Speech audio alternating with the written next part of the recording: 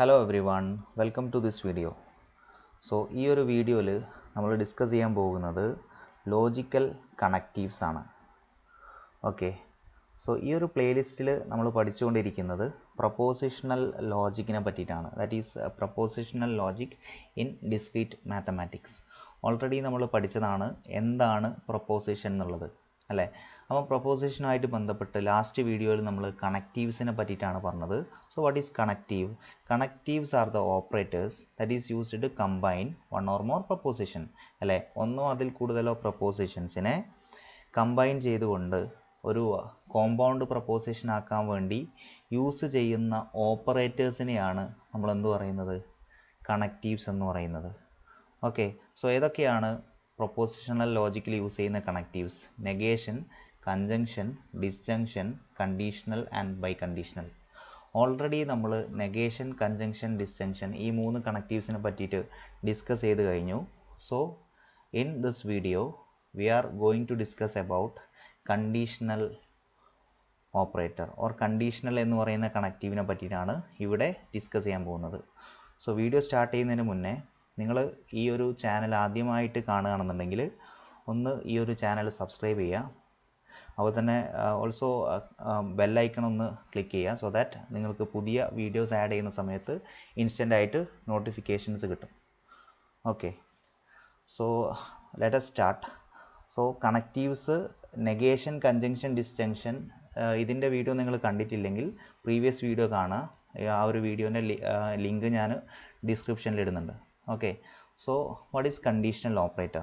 Conditional operator എന്ന് പറയുന്നത് ഇപ്പോൾ suppose P and Q are two proposition. ഇത് രണ്ട് പ്രൊപ്പോസിഷനാണ് പിയും ക്യൂവും. അങ്ങനെയാണെങ്കിൽ നമ്മൾ കണ്ടീഷണൽ സ്റ്റേറ്റ്മെൻറ്റ് അല്ലെങ്കിൽ കണ്ടീഷണൽ ഓപ്പറേറ്റർ പറയുന്നത് പി ഇംപ്ലൈസ് ക്യൂ എന്ന് പറഞ്ഞിട്ടാണ്.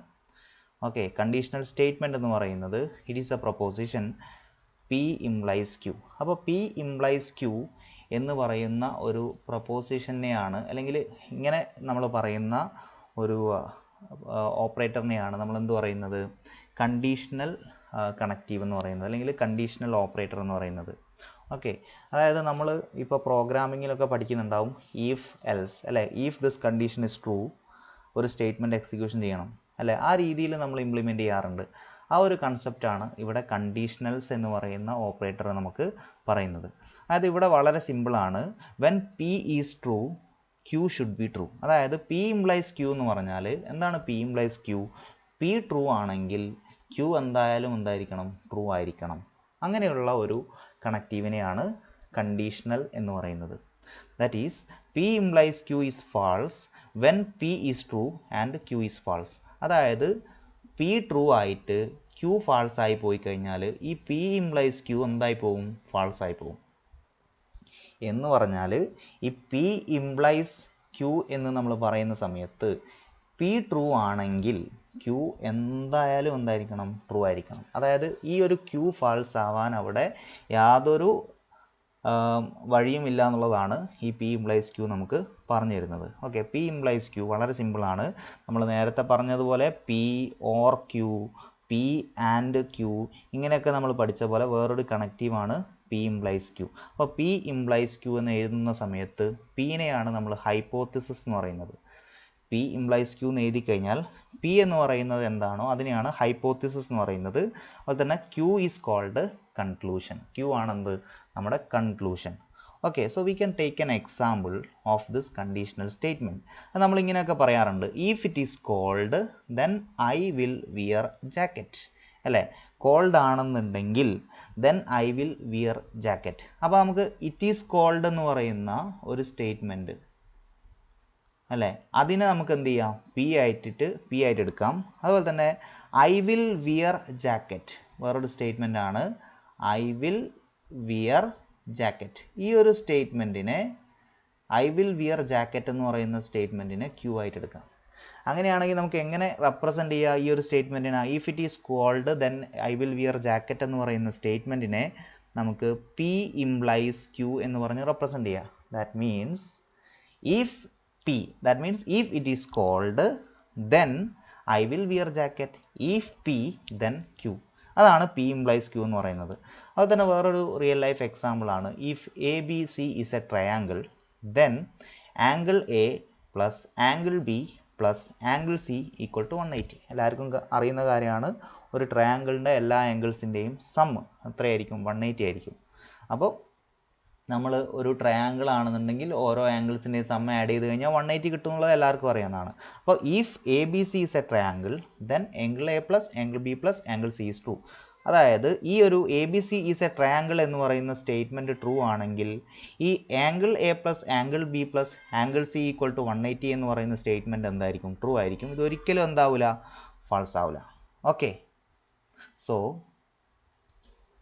സോ ഇങ്ങനെ പറയുന്ന ഒരു സ്റ്റേറ്റ്മെൻറ്റിനെയാണ് കണ്ടീഷണൽ സ്റ്റേറ്റ്മെൻറ്റ്സ് എന്ന് പറയുന്നത്. Okay, so we can draw the truth table.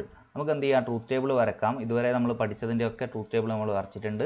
So P Q രണ്ട് പ്രൊപ്പോസിഷൻസ് ആണെന്നുണ്ടെങ്കിൽ നമുക്ക് എന്ത് ചെയ്യാം? പി ഇംപ്ലൈസ് ക്യൂ, അതിൻ്റെ ട്രൂത്ത് ടേബിൾ വരക്കാം. ഓക്കെ, പി ഇംപ്ലൈസ് ക്യൂ എന്ന് പറയുന്ന കണ്ടീഷണൽ. അപ്പോൾ നമുക്ക് 4 കേസുകളാണുള്ളത്. ഒന്നുകിൽ പിയും ക്യൂവും ഫാൾസ് ആവാം, അല്ലെങ്കിൽ പി ഫാൾസ് ആവാം, ക്യൂ എന്താവാം? ട്രൂ ആവാം, അല്ലെങ്കിൽ പി ട്രൂ ആവാം, ക്യൂ ഫാൾസ് ആവാം, അല്ലെങ്കിൽ പിയും ക്യൂവും എന്താവാം? ട്രൂ ആവാം. ഓക്കെ, ഇതാണ് നമുക്ക് വരുന്ന 4 കേസ്. അപ്പോൾ നമ്മൾ ആദ്യം നോക്കുന്നത് പി ഫാൾസ് ആണ്, ക്യൂവും ഫാൾസ് ആണ്. അപ്പോൾ നമ്മൾ പി ഇംപ്ലൈസ് ക്യൂവിൻ്റെ കണ്ടീഷൻ എന്താ? പി ട്രൂ ആണെങ്കിൽ ക്യൂ എന്തായാലും എന്തായിരിക്കണം? ട്രൂ ആയിരിക്കണം. അതാണ് നമ്മുടെ കണ്ടീഷൻ. അപ്പോൾ ഇവിടെ നോക്കുകയാണ് പിൻ്റെ കേസ് എന്ന് പറയുമ്പോൾ പി എന്താണ് ഇവിടെ? പി എന്ന് പറയുന്ന സ്റ്റേറ്റ്മെൻറ്റ് നമുക്കിവിടെ എന്താണ്? ഫാൾസ് ആണ്. അപ്പോൾ പി ഫാൾസ് ആണ്. അപ്പോൾ നമ്മൾ ഒന്നും നോക്കേണ്ട ആവശ്യമില്ല, കണ്ണും പൂട്ടി നമുക്ക് എന്ത് ചെയ്യാം? ഇവിടെ ട്രൂ നിടാം. കാരണം എന്താ? പി ഇംപ്ലൈസ് ക്യൂ എന്താ പറയുന്നത്? പി ട്രൂ ആണെങ്കിൽ ക്യൂ എന്താവാൻ പാടില്ല? ഫാൾസ് ആവാൻ പാടില്ല. പി ഫാൾസ് ആയി പോയാൽ എന്തായി പോകും? പി ഇംപ്ലൈസ് ക്യൂവിൻ്റെ റിസൾട്ട് എന്തായി പോകും? ഫാൾസ് ആയി പോകും എന്നാണ് പറയുന്നത്. അപ്പോൾ ഇവിടെ പി ഫാൾസ് ആണ്. അപ്പോൾ നമുക്ക് കണ്ണും പൂട്ടി ക്യൂവിനെ നോക്കേണ്ട ആവശ്യമില്ല. എന്ത് ചെയ്യുക? ഇവിടെ പി ഇംപ്ലൈസ് ക്യൂ എന്ന് പറയുന്നത് ടി ആണെന്നുള്ളത് നമുക്ക് എഴുതാൻ പറ്റും. അപ്പോൾ തന്നെ ഇവിടെയും പി എന്താണ്? ഫാൾസ് ആണ്. അപ്പോൾ പി ഫാൾസ് ആണെങ്കിൽ നമ്മൾ എന്ത് ചെയ്യേണ്ട ആവശ്യമില്ല? ക്യൂവിനെ നോക്കണ്ട. അപ്പോഴും നമുക്ക് എന്ത് ചെയ്യുക? പി ഇംപ്ലൈസ് ക്യൂവിൻ്റെ റിസൾട്ട് ട്രൂ ആണെന്ന് എഴുതാൻ പറ്റും. ഇനി അടുത്ത കേസാണ് നമ്മൾ നോക്കേണ്ടത്. പിൻ്റെ വാല്യൂ എന്താണ്? ട്രൂ ആണ്. ഇനി പി ട്രൂ ആണെങ്കിൽ, അല്ലേ, പി ട്രൂ ആണെങ്കിൽ ക്യൂവും എന്തായിരിക്കണം? ട്രൂ ആയിരിക്കണം. ബട്ട് ഇവിടെ നോക്കിയോ, പി ട്രൂ ആണ്, ബട്ട് ക്യൂവിൻ്റെ വാല്യൂ എന്താണ്? ഫാൾസ് ആണ്. അപ്പോൾ പി ട്രൂ ആയിട്ട് ക്യൂ ഫാൾസ് ആയി കഴിഞ്ഞാൽ ഇതിൻ്റെ ഔട്ട്പുട്ട് എന്ന് പറയുന്നത്, അല്ലെങ്കിൽ പി ഇംപ്ലൈസ് ക്യൂവിൻ്റെ ട്രൂത്ത് വാല്യൂ എന്ന് പറയുന്നത് that will be false. Okay, ഇതാണ് പി ഇംപ്ലൈസ് ക്യൂവിൻ്റെ പ്രത്യേകത. പി ട്രൂ ആയിട്ട് ക്യൂ ഫാൾസ് ആയി പോയാൽ പി ഇംപ്ലൈസ് ക്യൂ എന്തായി പോവും? ഫാൾസ് ആയി പോവും. ഇതാണ് ഇതിൻ്റെ ബേസിക് ആയിട്ടുള്ള കാര്യം തന്നെ. ഓക്കെ, അതുപോലെ തന്നെ ഇവിടെ പി ട്രൂ ആണ്, ക്യൂവും എന്ത് തന്നെയാണ്? ട്രൂ തന്നെയാണ്. അപ്പോൾ പി ട്രൂ ആണെങ്കിൽ നമ്മൾ എന്ത് ചെയ്യണം? ക്യൂവിനെ നോക്കണം. ഓക്കെ, ക്യൂവും എന്ത് തന്നെയാണ്? ട്രൂ തന്നെയാണ്. അപ്പോൾ ആ ഒരു കേസിൽ നമുക്ക് എന്ത് കൺക്ലൂഡ് ചെയ്യാം? പി ഇംപ്ലൈസ് ക്യൂ എന്ന് പറയുന്നത് ട്രൂ ആണെന്ന് കൺക്ലൂഡ് ചെയ്യാൻ പറ്റും. So this is the truth table of P implies Q. So P implies Q എന്ന് പറയുന്ന പ്രൊപ്പോസിഷനെ നമ്മൾ ഡിനോട്ട് ചെയ്യാൻ 2 സിമ്പിൾസ് ആണ് നോർമലി യൂസ് ചെയ്യാറുള്ളത്. ഒന്ന് ഈ സിമ്പിളാണ്, ഒന്ന് ഈ ഒരു സിമ്പിളാണ്. ഈ 2 സിമ്പിൾസും നമ്മൾ യൂസ് ചെയ്യാറുണ്ട്. അതായത് എക്സാമിൽ ക്വസ്റ്റ്യൻ പേപ്പറൊക്കെ നിങ്ങൾ നോക്കുന്ന സമയത്ത് ഈ സിമ്പിളും അതുപോലെ തന്നെ ഈ സിമ്പിളും നമുക്ക് എന്ത് ചെയ്യാം? ഇംപ്ലൈസിൽ നമ്മൾ കാണാറുണ്ട്. Okay, so the conditional statement P implies Q asserts that Q is true on the condition P holds. അപ്പോൾ എന്താ പറയുന്നതെന്ന് പറഞ്ഞാൽ P implies Q എന്ന് പറയുന്ന സ്റ്റേറ്റ്മെൻറ്റ് അസേർട്ട് ചെയ്യാണ്, Q എന്തായാലും ട്രൂ ആയിരിക്കണം. അതായത് P ട്രൂ ആണെങ്കിൽ ഇത് അസേർട്ട് ചെയ്യാണ് Q എന്തായാലും ട്രൂ ആയിരിക്കണം എന്നുള്ളത്. അതായത് P ഹോൾഡ് ചെയ്ത് കഴിഞ്ഞാൽ, അല്ലെങ്കിൽ P ട്രൂ ആയി കഴിഞ്ഞാൽ ഇത് അസേർട്ട് ചെയ്യാണ് Q എന്ന് പറയുന്നത് എന്തായാലും ട്രൂ ആയിരിക്കണം എന്നുള്ളത്. അതാണ് കണ്ടീഷണൽ സ്റ്റേറ്റ്മെൻറ്റിൻ്റെ പ്രത്യേകത. അപ്പോൾ P implies Q എന്ന് പറയുന്ന കണ്ടീഷണൽ സ്റ്റേറ്റ്മെൻറ്റിനെ നമുക്ക് പല രീതിയിൽ വായിക്കാൻ പറ്റും. അതായത് ഇറ്റ് ഈസ് റീഡ് ആസ്, ഒന്നെന്ന് പറയുന്നത് നമ്മൾ ഓൾറെഡി പറഞ്ഞ P implies Q, അങ്ങനെ നമുക്കിതിനെ റീഡ് ചെയ്യാൻ പറ്റും. അതുപോലെ തന്നെ ഇത് പറയുന്ന വേറൊരു മെത്തേഡ് എന്ന് പറയുന്നത് P is sufficient for Q. അത് ക്യൂവിന് എന്താണ്? P സഫീഷ്യൻ്റ് ആണ് എന്നുള്ളതും നമുക്ക് പറയാൻ പറ്റും. അതുപോലെ തന്നെ P ഓൺലി ഇഫ് Q, അതായത് P ഓൺലി ഇഫ് Q ഉണ്ടെങ്കിൽ മാത്രമേ എന്തുള്ളൂ? P ഉള്ളൂ എന്നുള്ള രീതിയിൽ നമുക്ക് പറയാം. അതുപോലെ തന്നെ Q is necessary four P, അല്ലേ, Q എന്താണ്? Pക്ക് നെസസറി ആണ്. നമ്മൾ കണ്ടു P ഇംപ്ലൈസ് Q എന്ന് പറയുമ്പോൾ Q എന്താണ്? Pക്ക് നെസസറി ആണ്. ദാറ്റ് മീൻസ് P ഉണ്ടെങ്കിൽ Q ഉണ്ടായിരിക്കണം, അല്ലേ. So Q is necessary four P. അതുപോലെ തന്നെ Q is consequence of P എന്ന് പറയാം. അതായത് P ഇംപ്ലൈസ് ക്യൂ എന്നാണ് പറയുന്നത്. ക്യൂ എന്ന് പറയുന്നത് ഈ പിയുടെ എഫക്റ്റ് ആയിട്ടാണ് പറയുന്നത്, അതായത് കോൺസിക്വൻസ് ആണ് അല്ലേ. നമ്മൾ ഇവിടെ പറയുന്നില്ല if it is cold then I will wear jacket, അതായത് കോൾഡ് ആയതിൻ്റെ കോൺസിക്വൻസ് ആണ് എന്ത്, ഐ വിൽ വിയർ ജാക്കറ്റ് എന്നുള്ളത്. A B C is a triangle എന്ന് പറയുന്നതിൻ്റെ കോൺസിക്വൻസ് ആണ് എന്ത്, angle A plus angle B plus angle C equal to 180 എന്ന് പറയുന്നത്. സോ ഈ രീതിയിൽ നമുക്ക് എന്ത് ചെയ്യാൻ പറ്റും, ഇതിനെ വായിക്കാൻ പറ്റും. ഓക്കെ, സോ അത്രയും കാര്യങ്ങളാണ് ഈ ഒരു ചെറിയ വീഡിയോയിലൂടെ പറയാനുള്ളത്. So this is our part 3. ഇവിടെ നമ്മൾ ഡിസ്കസ് ചെയ്തത് കണ്ടീഷണൽ സ്റ്റേറ്റ്മെൻ്റ് ആണ്.